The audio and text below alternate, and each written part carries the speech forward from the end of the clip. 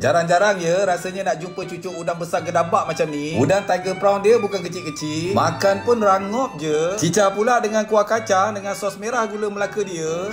Yang ni lah yang memanggil-manggil buat kita orang datang lagi ke sini. Menu-menu dia orang yang lain juga menarik dan unik. Antaranya asam pedas ikan jenahak ni. Kuah dia pekat, rasa pedas, masam, manis, semua ngam lah. Sekali hirup memang terasa kau. Makan pula dengan nasi pandan buah delima ni.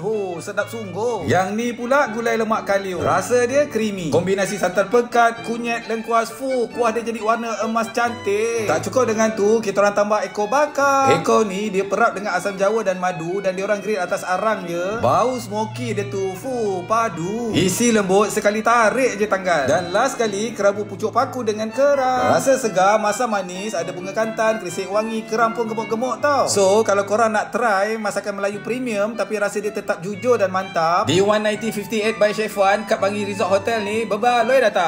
Cukup puas hati.